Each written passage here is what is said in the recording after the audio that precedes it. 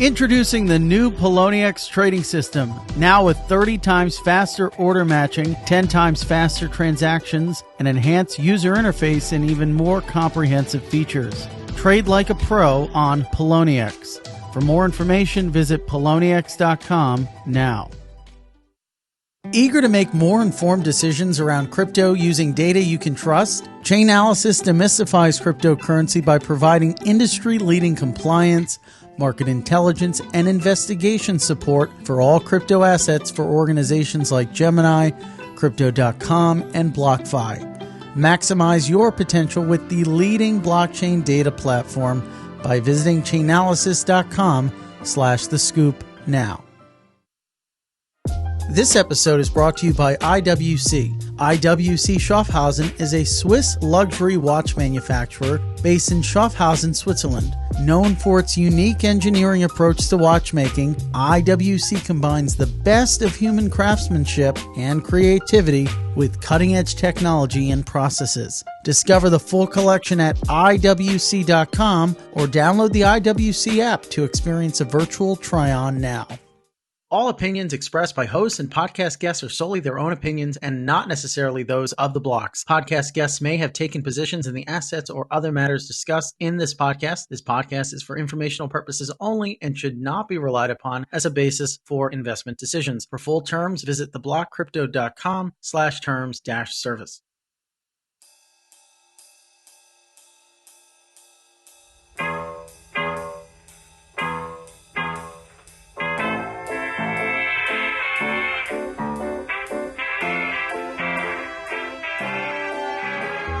Ladies and gentlemen, welcome to The Scoop. I'm your host, Frank Chaparro, editor-at-large at The Block.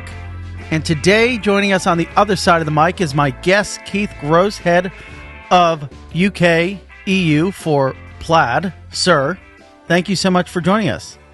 Thanks for having me, Frank. It's great to be here. Great to have you here. Let's get into what you're working on over at the firm. We kind of talked a bit about your growth story, your career history, if you will.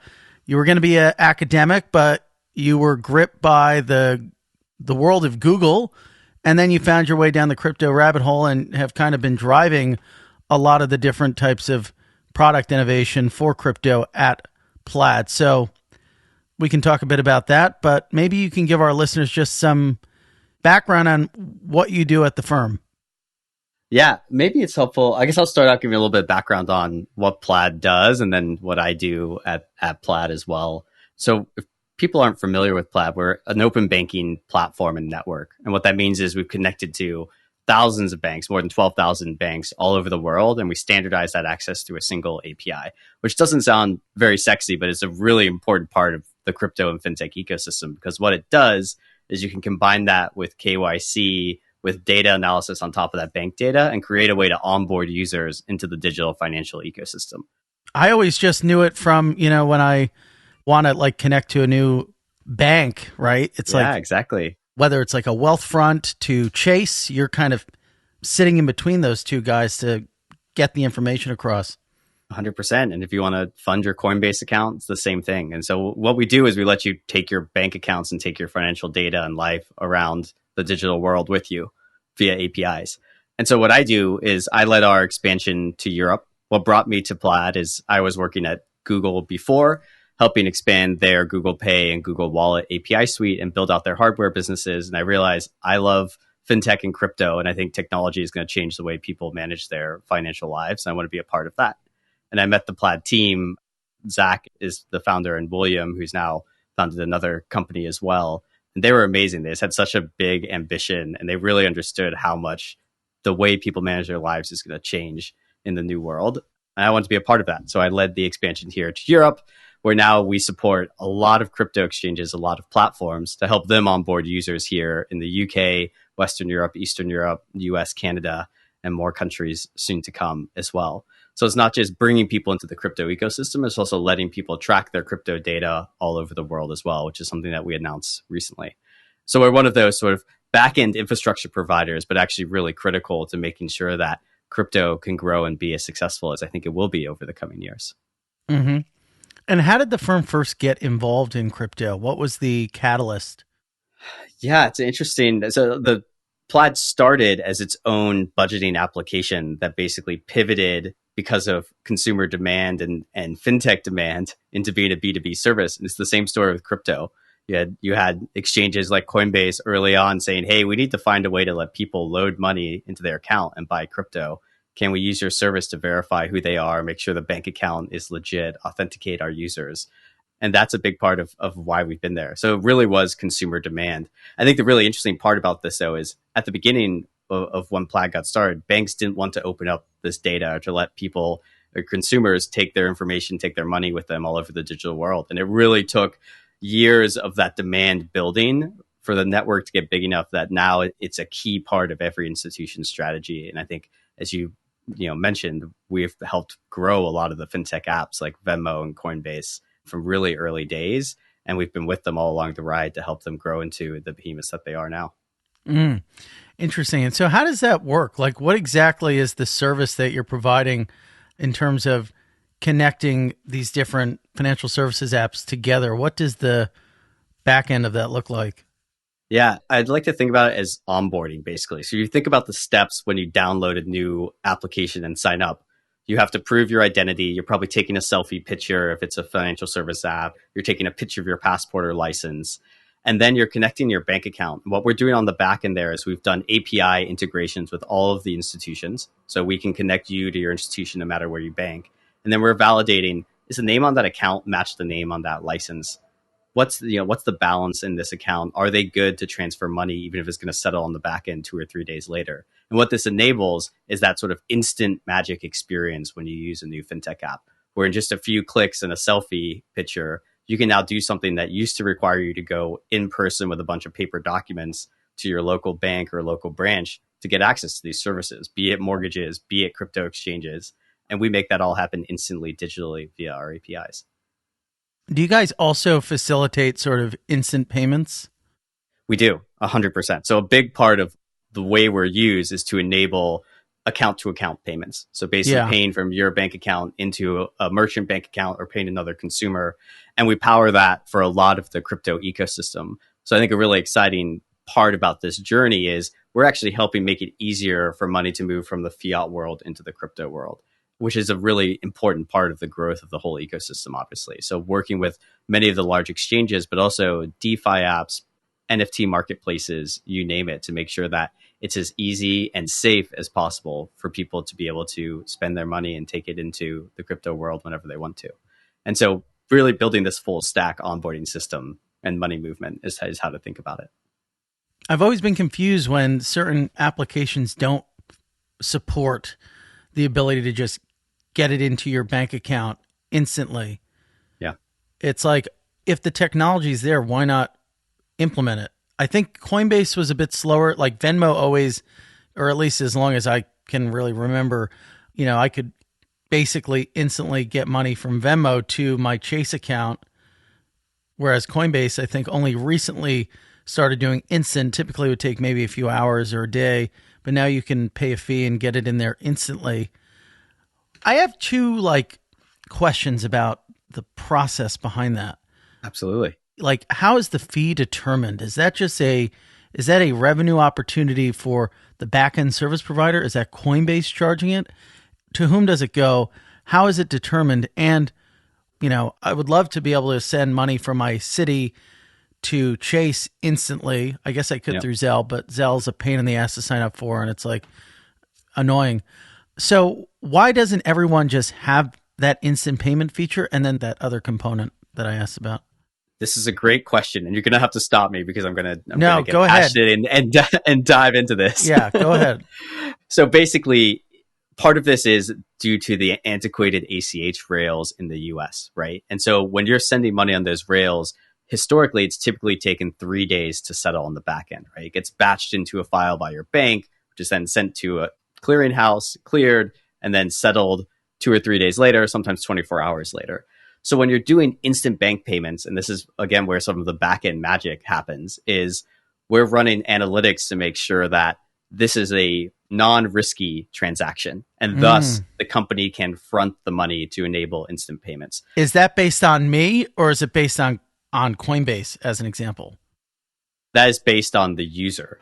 So So basically, me, yeah, the user, yeah. exactly. So they're like, Frank, he's got tons of money, he's fine, Yeah. we can proceed. Exactly. And then, but then like Coinbase or Robinhood or Venmo, these other companies will also have their own risk models based on their user base. So have they ever had a payment with Frank fail historically? How often does Frank use the app? And so there's actually really complicated risk models going on behind the scenes. And that's why sometimes there is a fee that is charged by those providers, so by Coinbase and others, because they're taking on the risk of that transaction if it fails.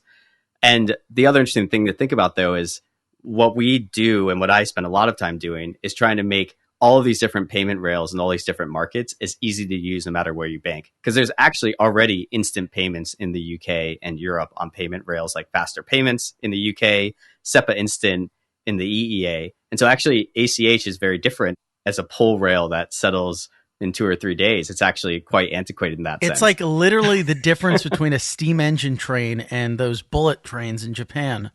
That's right.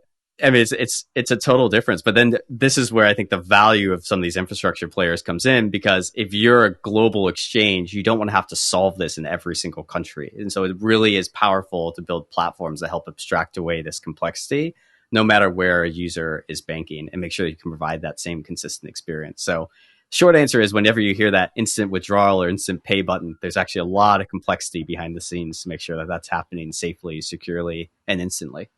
It's super fascinating. And yeah, they're called bullet trains, but in Japan, they're specifically called Shinkansen, I think. I still have not gone to Japan and ridden one, but I've done the Eurostar, so I'm working my way up. Eurostar's good, yeah. That thing's fast. Meanwhile, if I'm getting back to Jersey, it's like, that thing's clocking in at like 40 miles per hour if you're lucky. And then if you ever have taken the train south of the Mason-Dixon, they transition from electric to gas or coal or something, and they go even slower. I will avoid the Amtrak at all costs. Yeah, the Amtrak is tough. Could be better. But they're redoing that big station in New York. Have you been to New York recently? I have not been to New York yet this year, actually. I've been stuck in London and Europe. I say stuck. It's been great. It's the summer after COVID. Well, you'll have to check out Moynihan Station. They're completely redoing it. It's going to be a new Amtrak NJ Transit situation. That's a great analogy, though, for these different payment rails. Yeah. And I think part of what has me so excited about crypto generally is I do think it can change the world of payments as stable coins and other crypto native rails start to get more adoption as well. So that's something that I'm spending a lot of time digging into and focusing on too, is how do we enable this whole ecosystem? How do we make it easier for people to track, take their money and their financial life with them? I spent most of my career in San Francisco, but then when I moved over to London, I had to restart. My credit score didn't come with me, all of these things. And I think it's a really interesting sort of personal experience to see something that lots of people go through that I really think financial technology can help change. Yeah, the juxtaposition between the banking systems in Europe and America and then abroad is pretty crazy. I mean, I remember when I first found out that, and this must have been in college, that in the UK there are no overdraft fees. Here in the US we're moving away. I think Citi has now stopped doing overdraft fees. But I remember someone that I met who was from the UK was like, yeah, if we did that, there'd be riots in the streets. And it's actually quite normal for you to sort of overdraft it way into the negative, and it almost function as a sort of credit line. Exactly. And then, of course, as you said, the difference between the actual underpinning payment rails. So there's a lot to think about. There's a lot going on, and you have to navigate the different sort of systems within centralized finance, within crypto finance, and then within DeFi as well. So as you prepared to build, what does the strategy look like? Where are you focusing your energy the most right now? Yeah, the way I think about it, and it's also how we focus our energy, is I think of us as being a network in between end users or consumers, so everyday people and their bank accounts, between financial institutions, and between new digital applications. That includes crypto applications and fintech applications.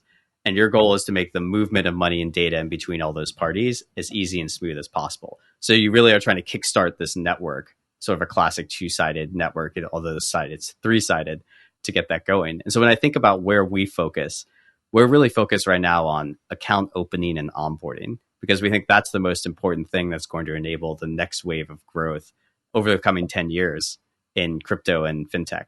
So what that means is, again, going back to how do we create, take away the complexity, really smooth experience for someone to go from, I want to download this exchange to having a magic moment. I want to download this new app to having that magic moment. If you think about what that means in the crypto world too, you're thinking about the same thing around bank accounts, but with wallets. And so I'm excited to spend more time thinking about what's going to happen in the DeFi world around that as well. I think part of what we've enabled is the ability to use your bank account and take it around the web, the way you can use a crypto wallet and connect it on any sort of DeFi website when you go to it.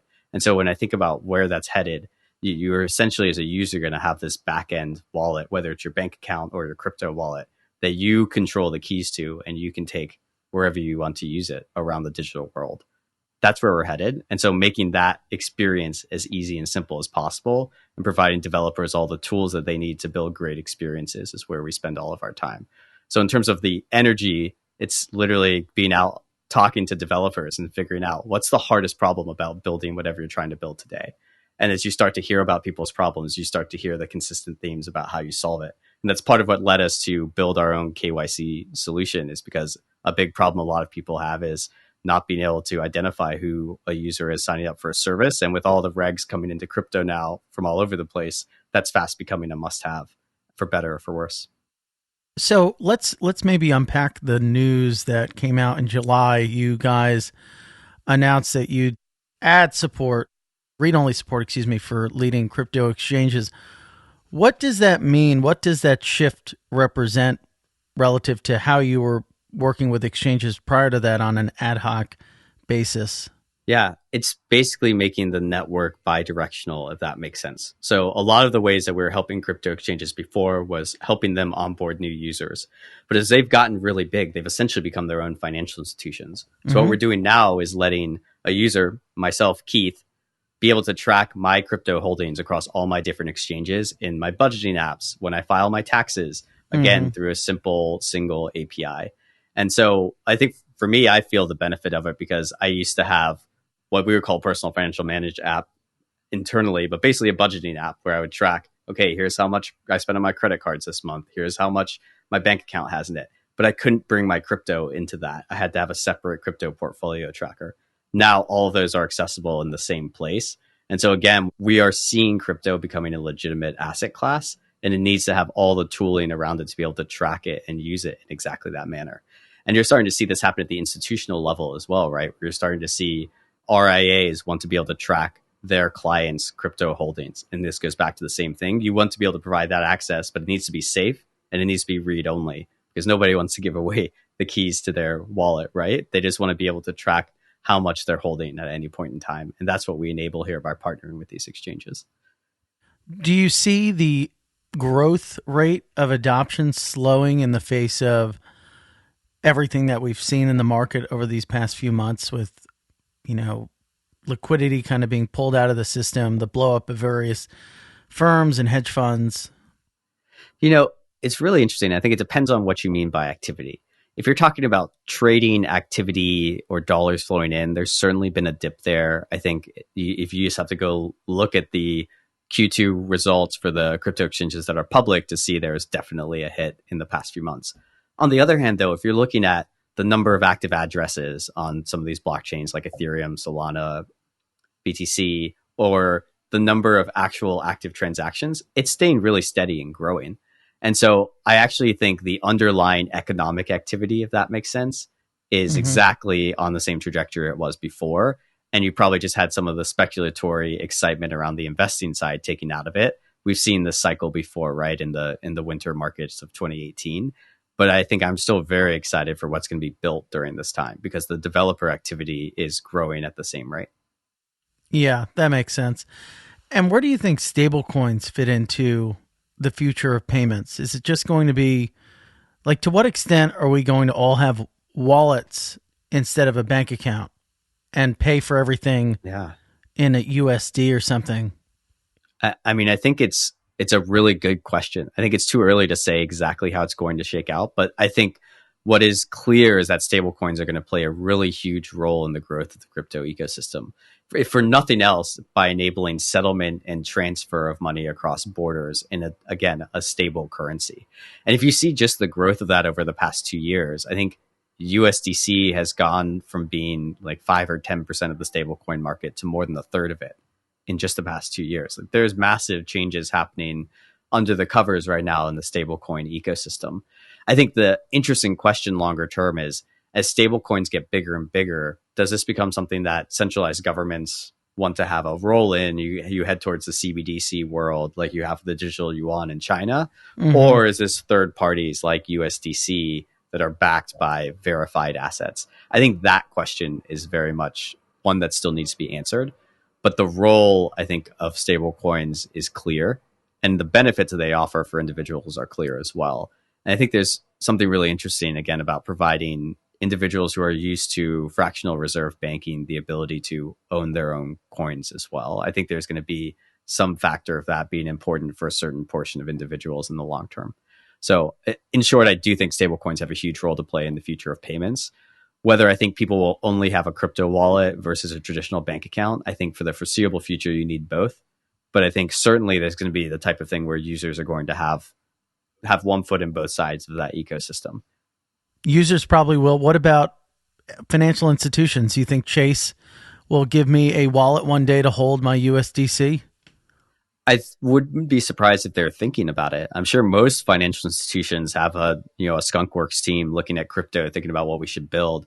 I mean, when I think back, even in 2014 in my Google days, when we were looking at Google Pay and Google Wallet, we were debating, should we have something around Ethereum built into this? It didn't end up happening, but it's certainly something that's being debated by all of the large institutions. I think the question is, does that fit with the ethos of sort of the crypto native population? Maybe less so. But when you think about this hitting mass market, I mean, again, we only have 200 million Ethereum addresses to date. There's 7 billion people in the world. There's a lot of people that still have to come into this ecosystem. And maybe part of the way that happens is through traditional financial institutions or other fintechs offering crypto wallets. When you think about what, again, PayPal, Venmo, Square Cash, some of these fintechs have done in terms of bringing people into the crypto ecosystem, it is pretty impressive. So I actually think it's starting first in fintechs and might filter into traditional banks over time. Introducing the new Poloniex trading system with 30 times faster order matching, 10 times faster transactions, an enhanced user interface, and even more comprehensive features. Trade Bitcoin, Ethereum, and over 30 other perpetual swap contracts with up to 100x leverage on Poloniex futures and earn staking rewards on a variety of tokens. Trade like a pro on Poloniex. For more information, visit poloniex.com now. Are you eager to make more informed decisions around crypto using data you can trust? Chainalysis is here to help.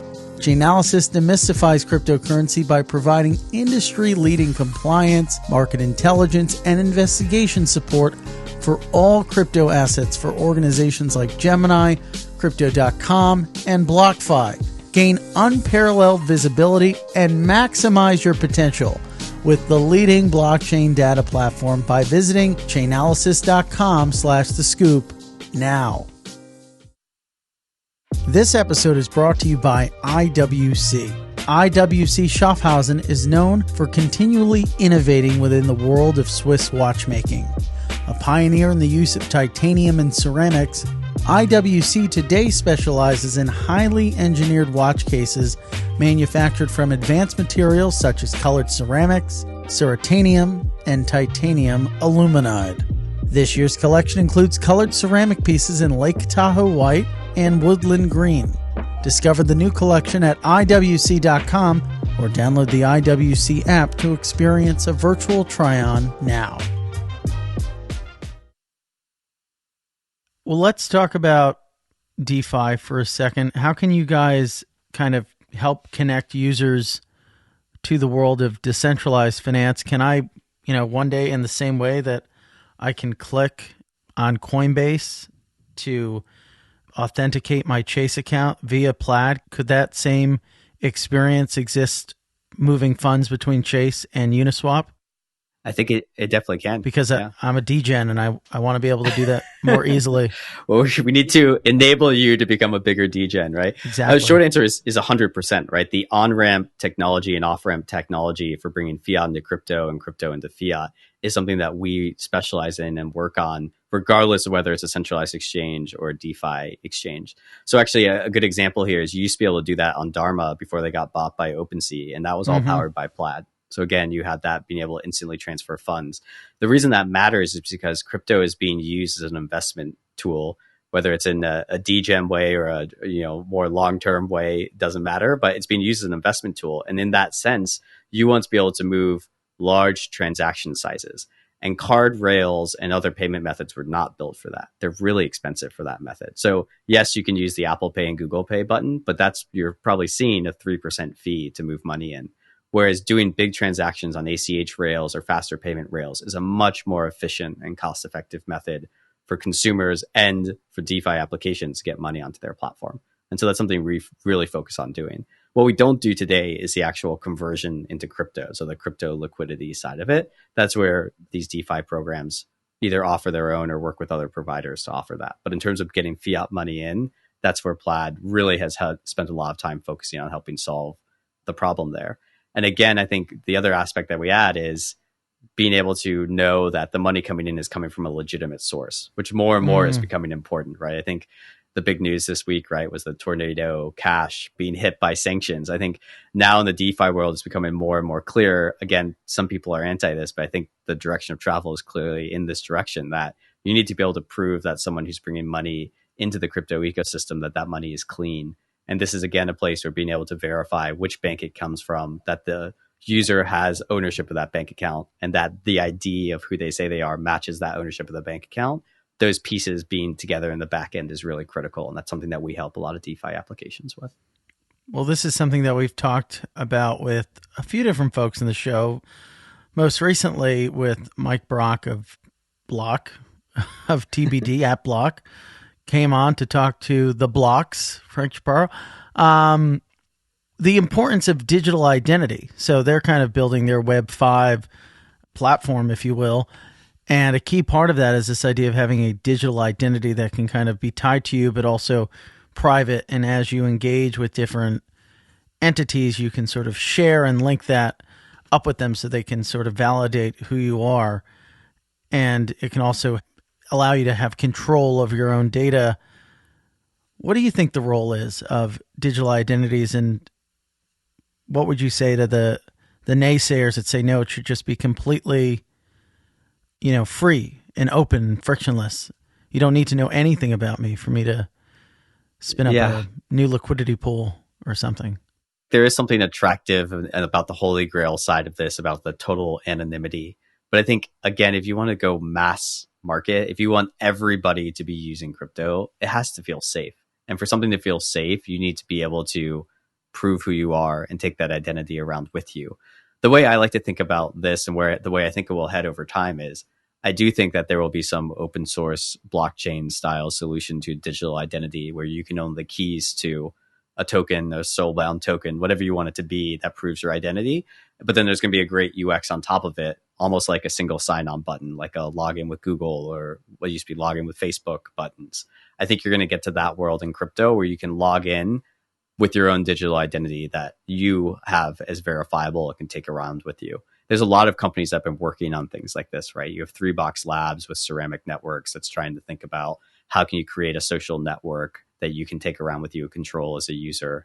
There's also, I think about Keybase, which I believe was bought by Zoom back in the day, but they used to try and verify users by having them post hashed phrases on social media that they owned. And again, you build this social verification. So this is starting to be attacked by a lot of different players. I don't think it's been solved yet, but I think if you look at other markets around the world where digital identity is already a thing, the benefits are so clear. So in a lot of Eastern European and Nordic markets over here that we see, actually there's already a digital ID, and it's typically either government backed, like you have in Estonia, where you essentially have a digital license, or you have a bank ID type of example in the Nordics where all the banks got together and created a shared identity based on the KYC they've done for users when they sign up for bank accounts.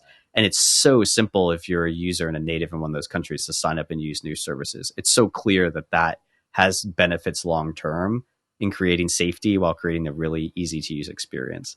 And when you think about the US and some of the mobile phone operators who are thinking about being able to partner with state departments to load your license onto your device and carry it with you, I think we're really fast heading to a world where your identity is no longer a passport or a license. It lives with you online or on your device in the secure enclave, and you take it with you wherever you want in the digital and physical world. I think that's where we're headed.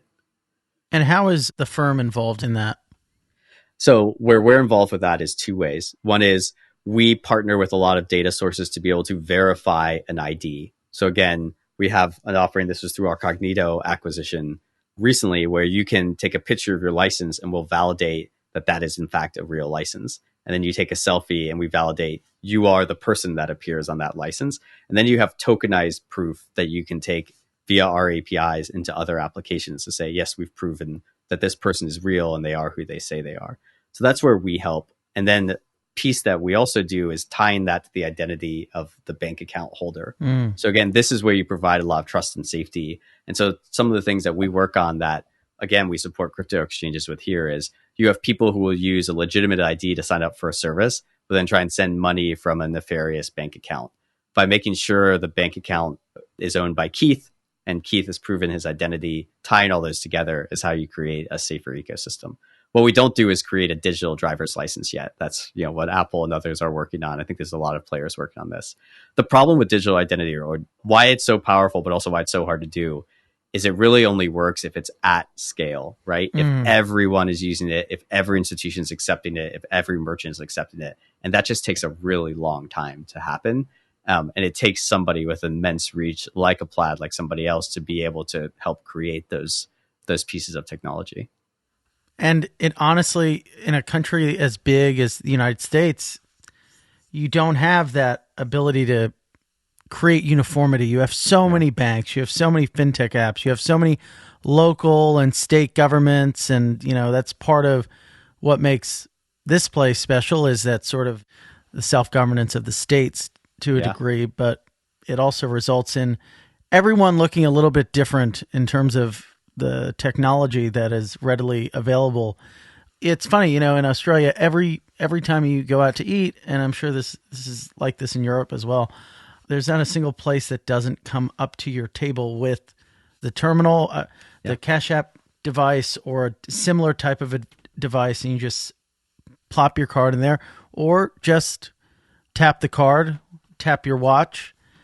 And here, even like some of the biggest companies in the country, Walmart, for example, like don't take Apple Pay or Google Play. They take Walmart Pay is what they have.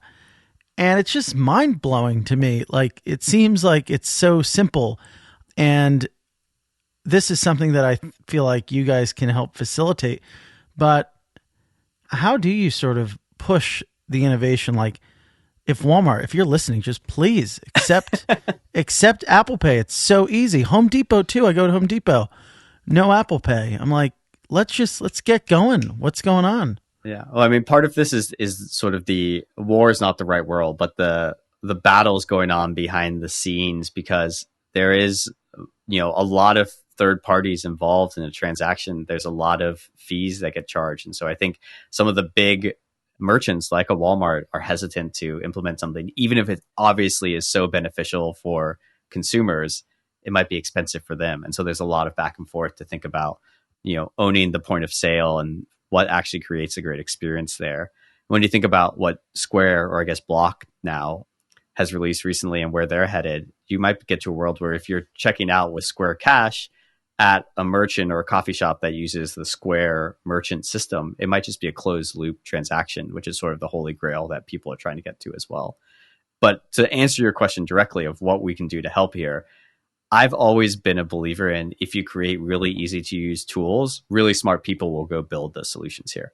And so that's what we really focus on, is making it easier than ever to spin up and start a new application. And eventually the powers of innovation make the solution happen. The best solution will win. Consumers will vote with their feet, will vote with where they want to bank, where they want to pay, what provides the easiest experience. You see this happening in the crypto ecosystem, in the fintech ecosystem, in all sorts of ecosystems.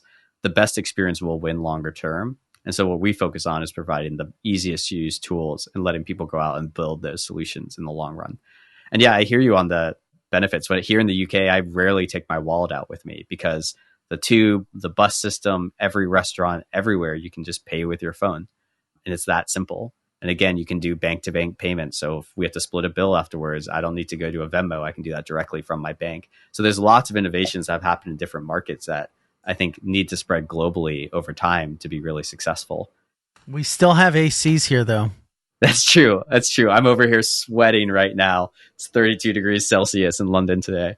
It's probably like 64 degrees in my basement right now. So, well, I recently nice and cold. I recently had a colleague that went to New York and thinking about this payments aspect. One of the things that blew their mind is when they went out to a bar and the bartender just took their card and kept it. That seems so strange to someone coming from the UK and Europe. It always freaks you out if you've never seen that. Whereas, growing up as an American, you're very used to that setup, but it's something that is very uniquely tied to the US payment infrastructure. It is not something that is global in that sense. And so I do think that for being as big and advanced an economy as the US is, there's a lot of conveniences that they could take from other places and hopefully will scale back into the US over time.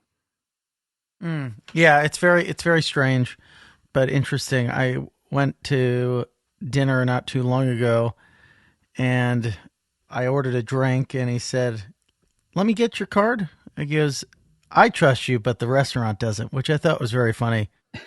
All of this is underpinned by varying degrees of trust. How do we instill trust into the system between all these people trying to move value? I mean, that's a great way to put it, right? Is like this is why I remember the people who introduced me to crypto back in the day, the engineers, were talking about how interesting it was to have a system based on numerical definitions or algorithmic trust versus human-based trust. I have come around to the fact that I think longer term you need both for this, again, to truly scale. But it's really interesting that what we're really talking about when you're talking about payments is trust. You trust your institution to take care of your money. Do you trust this individual to actually be good for the payment they're making? It is all about that. And I think we're more and more moving to a place where trust is becoming digital. Improving trust online in the digital world is very different than proving trust in a physical community-based system that most of humanity has been in for most of history. Absolutely. So what product should we expect out of the firm over the next couple, months, half a year?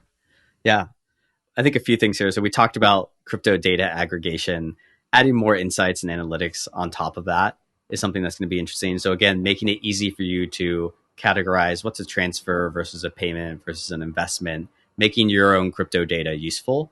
The other big one is making it easier to onboard. So again, tying together your identity, your bank account verification, instant payments in, instant payments out, making that happen in the fewest number of clicks and the smoothest experience.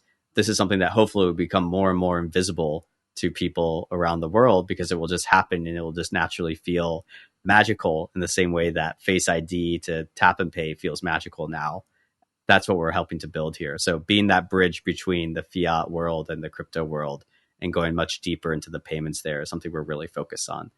So the ability to reconcile funds instantly, to do instant payouts, to manage risk on behalf of some of these exchanges with their end users. All of those are products that we're looking to build out and go deeper into our API suite. So hopefully the end outcome of that is we have new wallet creators being built, new exchanges scaling, and new people entering the crypto ecosystem, because I do think it's a really interesting place. It has a lot of benefits for people if done safely and appropriately. And that's something that we're really working to help build. Yeah. You got to help people, not get giga-rugged. That's yes. Yeah, that's what we want to avoid. Well, part of like a good example here of that is I think there are still people who get, a wallet address in a random anonymous Twitter DM that will actually go and try and send money to it, right? It's the new version of the Nigerian prince email scam, right? And so I think being able to verify wallet addresses is something that's really interesting as well. And bringing more safety into the digital ecosystem around crypto is something that we're spending a lot of time thinking about how we can help there too. Mm-hmm.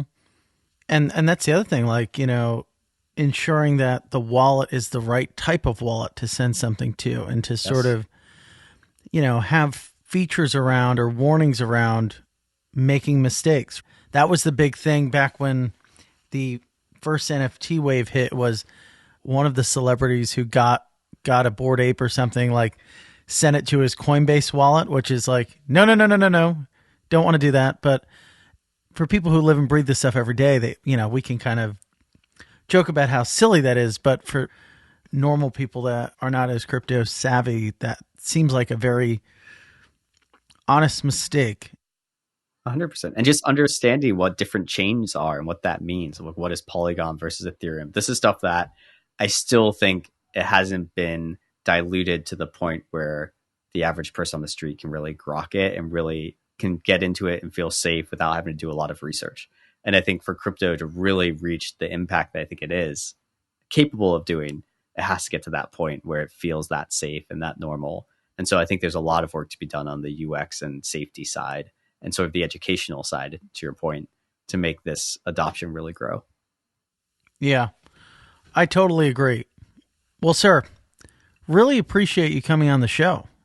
This has been a lot of fun. It was fantastic to be here. Thank you for making the time and for introducing me, I guess, before the show started, to the world's best sandwich. So I'm going to take that recipe away.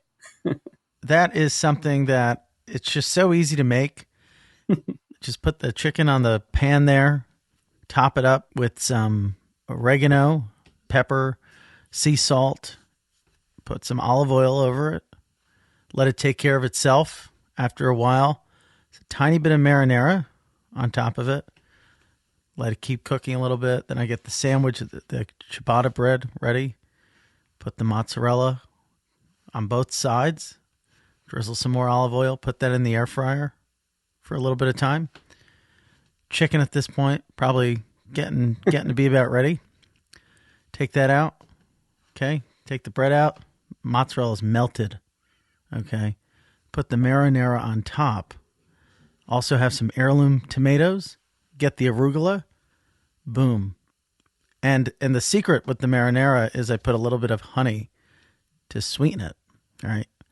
So you get those heirloom tomatoes, the mozzarella. It's just so many amazing flavors. As I said, Anthony Bourdain vibes. Well, if you ever get tired of doing the Block podcast, I think you should just start recording live recipes and your own sort of feedback and just putting those up on YouTube.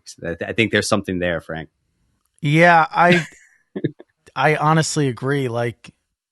But we shall see.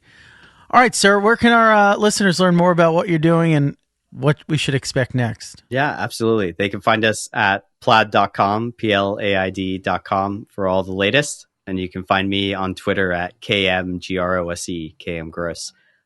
Thanks again for having me on. And hopefully we talked a little bit about all the tools and the way that we're helping make crypto grow. But I'm excited for the developments here. I think we'll get through this winter and it's going to be an exciting future ahead for the crypto ecosystem. It was great to get your insights on this, Keith. Keith, thank you again for joining the show. Hope to talk to you soon. Sounds good. Thank you, Frank. The Scoop will be back for you again with another great guest. Have an awesome day.